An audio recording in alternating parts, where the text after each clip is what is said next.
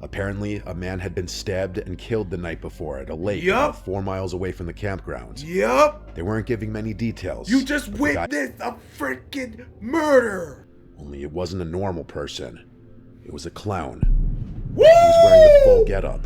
Heck Oversized no! rainbow pants, a bag. Heck no! They know where you live. You have to give them your address for the taxes. You were screwed. What is good, you good? My name is ReboundLeader. Welcome back with another video for today, guys. So 3 terrifying, true, scary stories by mrnightmare. It has been like 2 weeks. I've been doing some work. Obviously, I haven't posted in a while, so my apologies. But when duty calls, when school calls, I gotta get to it, you feel me? And I got a midterm tomorrow. So, I've just been reviewing, but I just wanted to get this video for you guys because I miss you guys a lot. Scary, true stories. Of course, these are the ones that make us, you know, shrivel a little bit than the usual. So let's get to this video. Remember to hit that like button, subscribe to the channel if you guys are new. Lock them doors, windows, vents, and lock them locks. This is October. We're in October now. You know exactly what that means, bro. You better lock everything in your crib. Oh man, when that Halloween video drops, we're reacting to it immediately.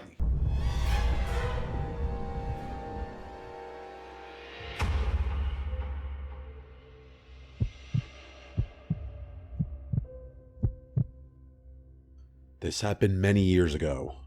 I've never liked camping. I'm just not built for it. Who does, bro? Who likes camping in the middle of nowhere? By yourself? I'm going to jail! The bugs, the uncomfortable Lord have nights in a mercy. sleeping bag that somehow always end up feeling like a rock by morning. Unfortunately, I've been camping more times than I can count, though never by choice. My dad is one of those rugged, wilderness-loving types, Of and every course. summer when I was a kid, he dragged me out into the woods with his equally rugged friends to disconnect from technology and reconnect with nature. Yeah, sure. By the time I hit sophomore year of high school, I'd had enough of suffering in silence. I finally convinced him to let me bring a friend along to make the whole thing a little more bearable. To my surprise, he agreed without much fuss. So I brought my friend Charles from school. Wow, you brought your friend Charles into the mix without you even warning him of the disaster that's ahead of him. That's crazy. You brought your friend, so if anything happens to you, it will go to your friend first. And then, bro, man, what a W friend. Now, you'd think bringing Charles would have made it worse. Let me bring my black friend so that he can get messed up first and then I can run away. That's crazy. Considering he was a hardcore Boy Scout back in the day and actually loves camping. But Charles was cool about it. He teased me for hating it, but he wasn't one of those "you're not a real man if you don't love the outdoors" types. What? Plus, I figured if I had to suffer, at least I'd be suffering with someone who knew how to make a fire and pitch a tent without turning it into a full-blown disaster.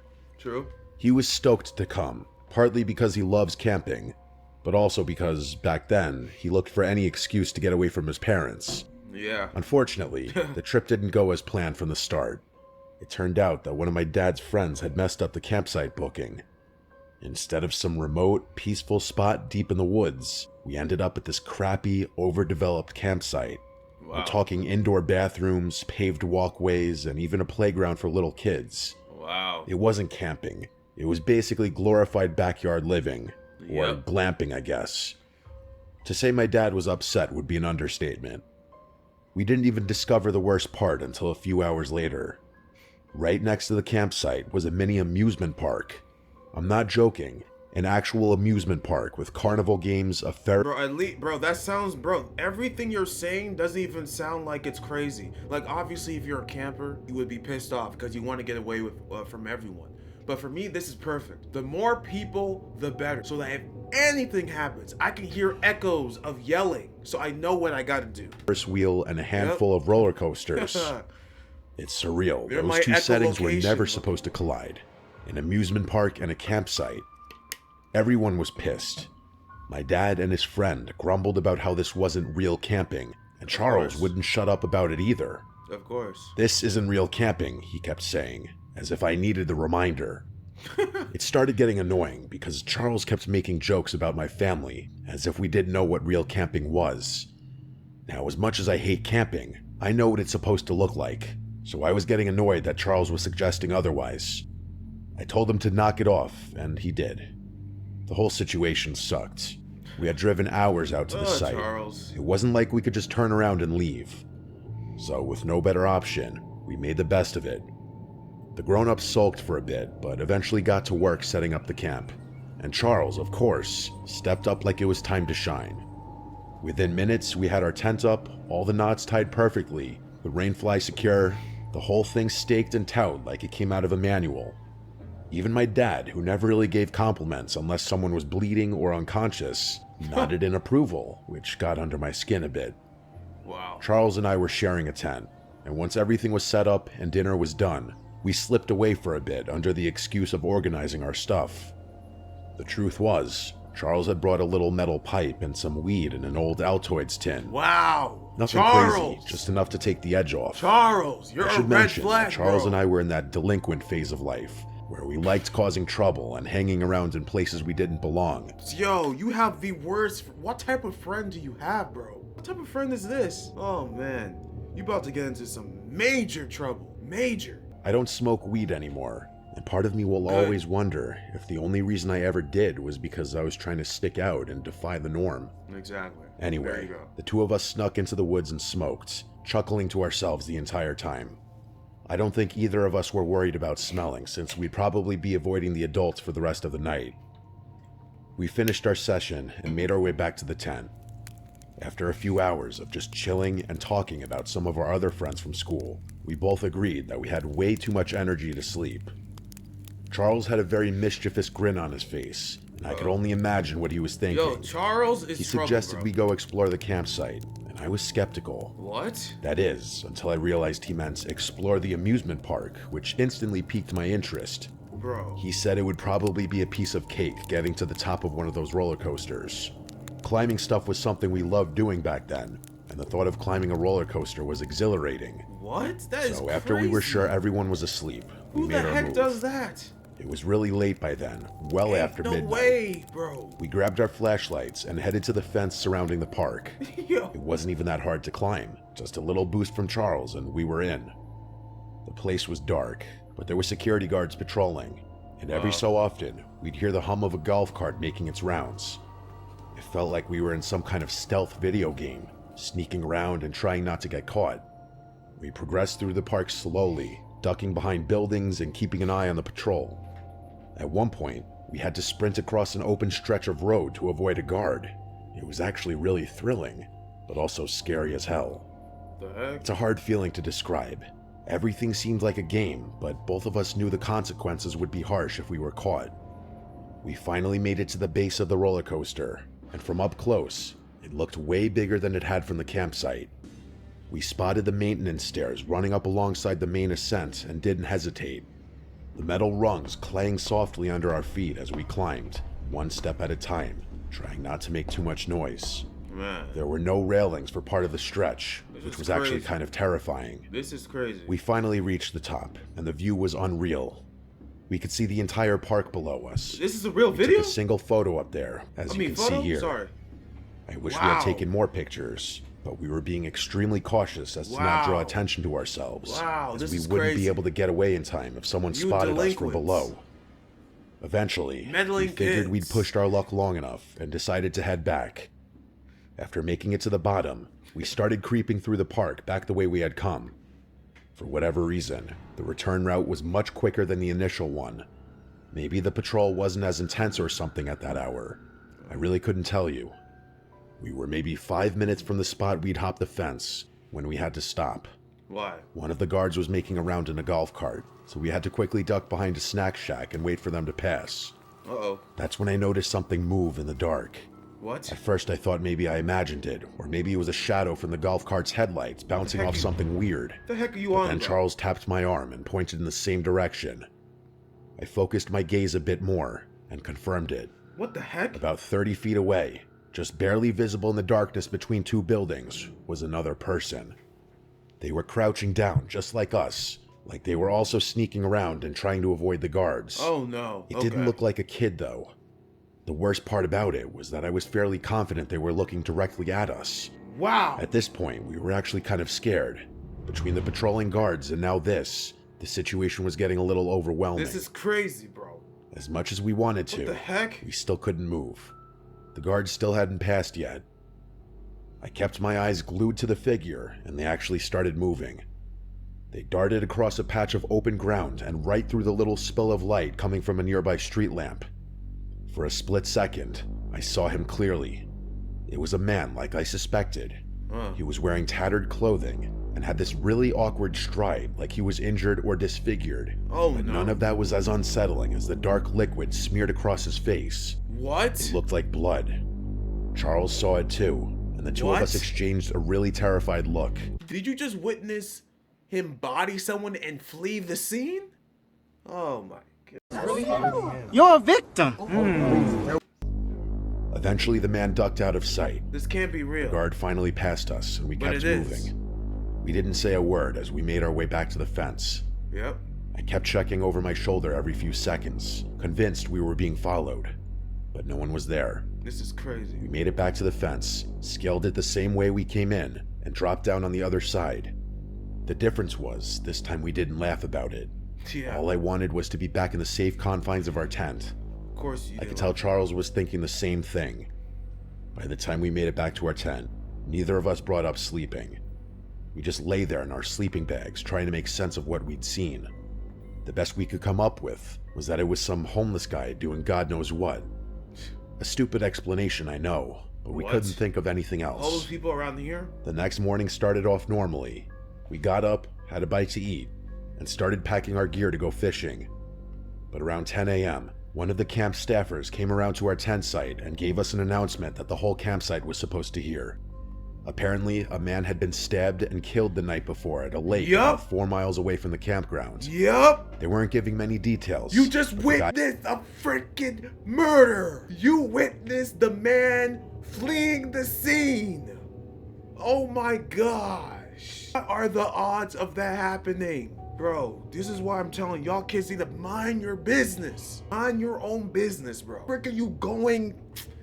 Stay in the campsite, man. Who did it was still on the loose, and the local sheriff's office had asked all park rangers and campsite staff within a certain mile radius to be on high alert. They described him as a disheveled white male in his late 30s, shirtless, possibly bleeding, or with blood on his clothes. Then they instructed us to pack our things and leave for our own safety. Wow. Charles and I instantly connected the dots. It must have been that guy we had seen the night before. We kept our mouths shut. We didn't tell my dad. We didn't tell the Rangers. Wow. I still don't really know why.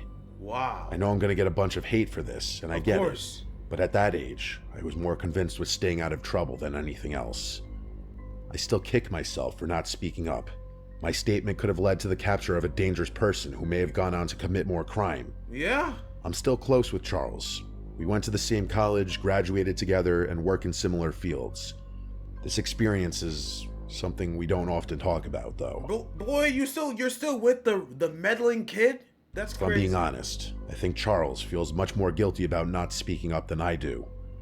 Mistakes and regret aside, though, I think it's crazy that my friend and I were mere feet away from a murderer on the run. Yeah. I don't like thinking about what could have happened had we crossed paths that night. Literally. That is nuts. That is nuts, man. Oh my goodness, man. I would never want to go camping again after that. What the heck? This happened back in October of 2016, right when that weird clown hysteria was all over the news. People were posting creepy clown sightings across the country. Most of them were obviously hoaxes or people just trying to get attention. But as you know, there were a couple true cases that were downright terrifying. What happened to me was one of them. I was 16, a junior in high school. I had just finished 7th period, and after saying goodbye to all my friends, I hopped on the 6 train heading uptown. The train was mostly empty, which was kind of unusual but not unheard of. I wasn't being very attentive to my surroundings. I had my headphones in, and I was blasting music. Drake, probably. To make matters worse, Drake? Drake? Drake? I was reviewing chem flashcards on my phone, so I was about as unaware as humanly possible. Never a good idea when traveling alone, but I knew the area well enough to know I'd probably be fine. No. I was planning to get off at 96, then walk home from there. Nothing unusual, just a regular Wednesday. But things went downhill really fast. We arrived at 96th, and I jumped out of my seat instinctively, barely even looking up to make sure it was the right station. That train ride was something I had done so many times that the routine had become second nature. Getting on and off was like a reflex. With my head still buried in my phone and my music still blasting in my ears, That's I crazy. made my way over to the doors. But as soon as they slid open, I realized out of the edge of my vision that something was obstructing my path. What? I looked up and realized some guy had stepped directly into the doorway. Only it wasn't a normal person. It was a clown. Woo! He was wearing the full getup. Heck Oversized no! rainbow pants, a bag. Heck no! You got me all the way messed up. Thinking I'm going to deal with this if I'm trying to go home. Nah, no, you got me all the way. Oh, heck no. And it doesn't even look like you have the mask on. It looks like that it's really the crater-sized forehead you got on you from birth. Heck no. Nope. I rebuke you. I rebuke you. Oh man, I rebuke you. I would have kicked, stomped this man playing games like this. I would have beat him. I would have did a flying kick. Just fly kick him and then run. Yellow shirt with red suspenders, giant red shoes, and this exaggerated white makeup smeared across his face. No thank Red you. nose, blue eyebrows, the whole cartoon nightmare. No thank The you. only thing missing was the wig. I was literally frozen in shock at the sight of him. No Not thank only was you. I caught completely off guard, but until then, I had never been in such close Man. proximity to something so bizarre. He didn't say anything, he just stood there, not trying to get on the train, but clearly preventing me from getting off. That's crazy. I snapped out of my haze and realized I had a good 5 seconds before the doors would close, so I had to do something. I tried to brush past him, but the literal moment I made contact with him, he leaned down in one fluid motion like he was trying to make sure we were face to face. Yo. Before Is he could anybody grab there? or restrain me, I sprinted past him, and that's when he lurched forward in an attempt to tackle me. Wow. I dodged him and continued running. Oh and my he started gosh. chasing me. Wow. It was terrifying. There was no one else around, and I was being That's- chased by a killer clown. Boy, this is crazy. Imagine facing this and you're the only one on board. Do you know what this reminds me of? I'm not saying this is like the killer clown scenario, but in 2016, but this reminds me of the situation with that illegal immigrant in New York. You feel me? When the woman was literally just chilling on the freaking subway, an illegal immigrant came in. His deluded, mentally ill self lit up innocent woman on the freaking subway. Her clothes was flammable, but so she was burnt alive, dead. Bro, I'm telling you guys, if any of you guys live in New York or like, I don't know, Chicago or whatever, these cities, and you have to take the bus alone, the subway or whatever, be aware of your surroundings. Stop being buried in your phone. Be aware, lower down the music completely. Come on, this is no joke, this is your life. Crazy. The 96th Street station is People are relatively nuts. quiet in the early afternoon, so I was essentially on my own. I shot a glance behind me and saw him pursuing me, This only is his nuts. stride wasn't normal. He was running with this jerky motion like his limbs were disproportionate, What but I the was much heck? more focused on what was now in his Oh, hand. so he's possessed. It was what looked like a kitchen knife. I didn't know where he had been hiding it or what his What? intentions were, but I didn't care. What? I ran up the stairs and out of the station and immediately reported the situation to the police. He didn't follow me onto the street, but I was still pretty shaken up. The police sent someone down to the station, but he was gone by then. Of course. Even after talking to the police and being reassured that I was safe, I couldn't get the irrational thought out of my head that he somehow knew where I lived and was going to track me down later. That's But nuts. that obviously didn't happen. Obviously. In fact, nothing else ever happened at all. I wouldn't be surprised if my story ended up on the news as one of the many strange clown encounters of 2016, although I can't say for sure. It took me a few weeks to fully get over this experience. Wow. That is nerve-wracking, bro. That's trauma right there. That's crazy. This isn't your typical scary story, but I promise it's worth a listen. I was 2 years out of undergrad when the whole thing started. While I was technically getting an online graduate certificate at the same school I had obtained my bachelor's at, I still had a ton of free time on my hands. During that period of my life, I was jumping around from odd job to odd job, looking for any old gig to fill the hours and help me stack some cash. Let's just say Indeed was my best friend at the time.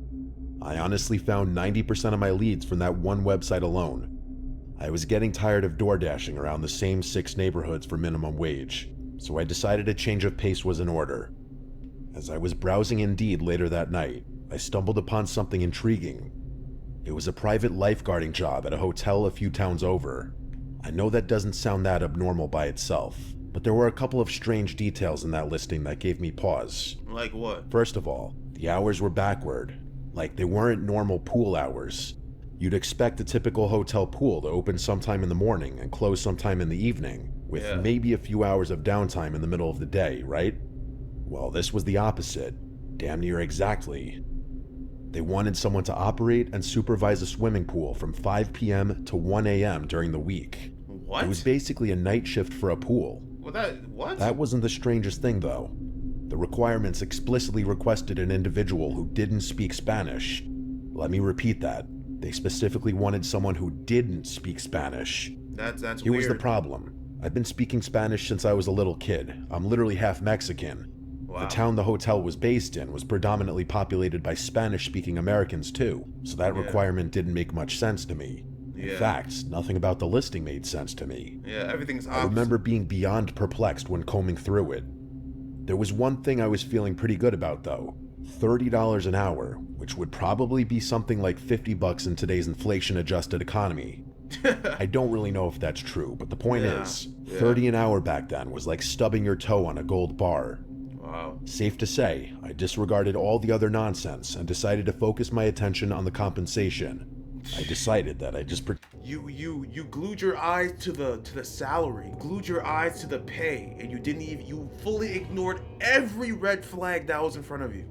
You see what happens? You know what I'm saying? People be like, oh my gosh, 120,000 a salary for the year. That's amazing. And then they barely even read the requirements, the bonuses, the where are you gonna do? What are your tasks? Nothing. It's crazy, man. Y'all need to be more aware, man. Y'all need to read. Tend not to know Spanish. What were they gonna do? The gig must have been either brand new or in really low demand, because I heard back and was actually invited to interview within a few hours. That's crazy. No. Fast forward to the first day. That's sus. Pull up to the hotel. That's everything sus. looks exactly how you'd expect. This pudgy Mexican-looking dude comes out to greet me, and the two of us exchange information and have a laugh. He was actually really friendly and pretty funny too, and his amiable demeanor put me at ease a little. But as we were walking into the complex, this other, taller guy turned a corner and started staring me down. Uh-oh. I could tell right away that I was being profiled, and I started wondering whether having the first person to greet me behave so unimposingly was a ploy to get me to lower my guard. Yep. The second guy walked right up to me and started communicating with me in Spanish. He didn't smile, didn't say hello, shake my hand, nothing. I instantly knew what he was doing. He was trying to gauge whether or not I knew Spanish, so the listing hadn't been BS. I gave him a blank stare, even though I understood every word. Wow. He wasn't saying anything crazy, by the way. He was just rambling about the weather or something. It wasn't important enough to remember. After a few seconds, I turned to the first guy, who turned to the taller guy, and then the two of them burst out laughing, like they had both been in on some practical joke. The taller guy flashed a smile, outstretched his hand, and said he was just messing with me. I went along with it, but I was a little weirded out. Okay. He introduced himself as Jefe, and the bigger guy as Esteban.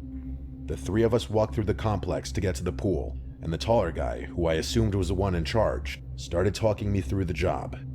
According to him, they needed someone to work later hours because they wanted to increase revenue, and they were going to start charging non-guests just to use the pool.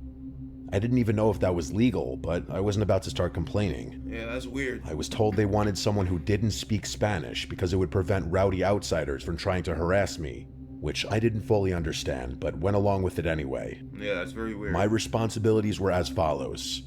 Lifeguard, obviously, collect money from non-guests trying to enter the pool, and call Jefe if there was any sort of problem. And there was one more thing. Jefe told me that if anyone showed me a blue wristband, I was to let them into what he called the pool house, which was a huge building behind the lifeguard stand. I didn't ask questions. What? The first week was... So there's a party within the pool?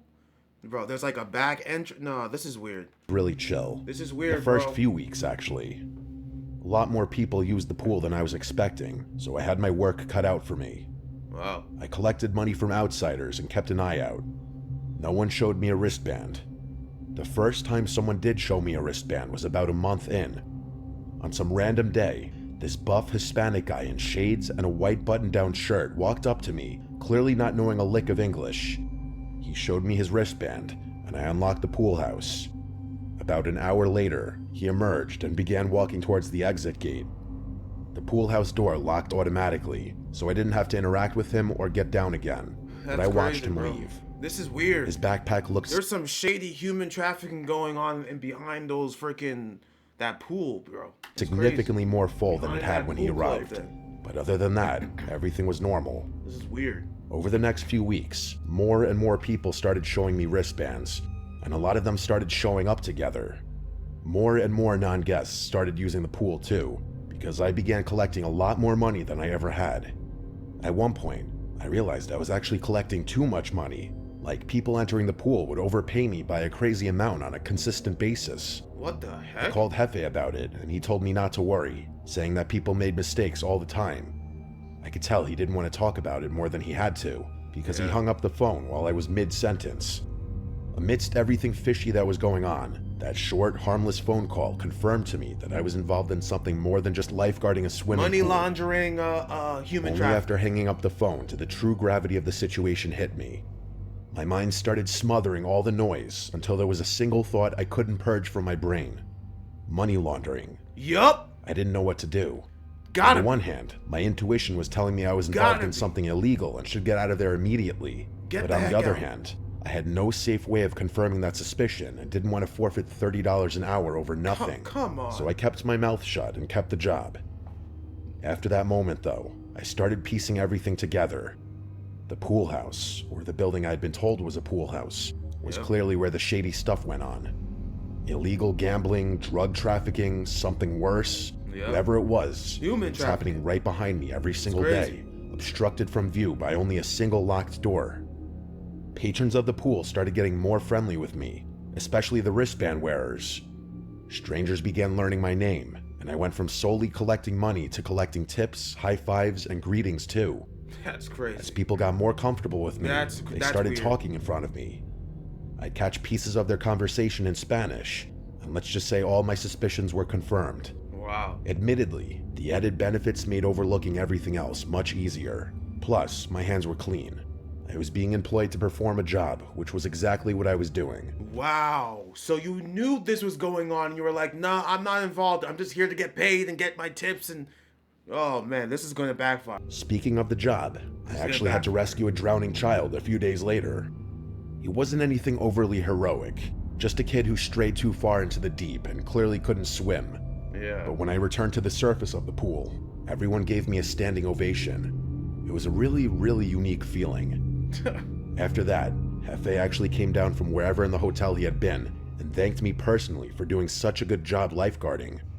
He said he owed me his life, which I didn't understand until I realized the kid I saved was actually his son. What? The next day, Jefe, Esteban, and a bunch of other dudes, What? some of whom I recognized as wristband wearers. Bro, they want you a part of the club. They want you in that human drug money laundering trafficking, bro. That's crazy. They want you involved, and they think that you don't speak Spanish, even though you know everything that's being said.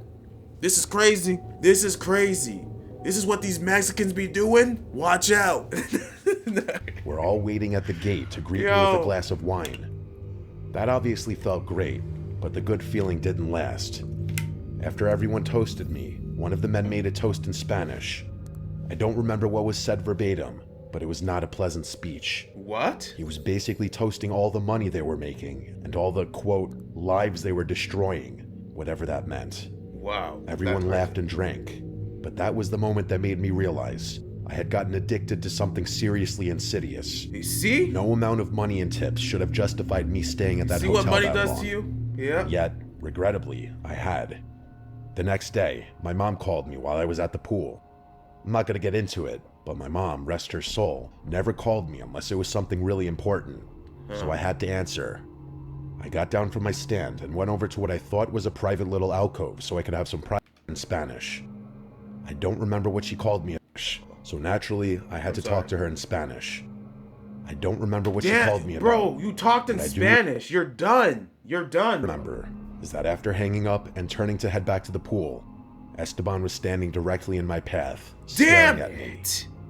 He did not look like that same friendly guy I had met on my first day at the pool. After a really awkward pause, he asked how long I knew Spanish.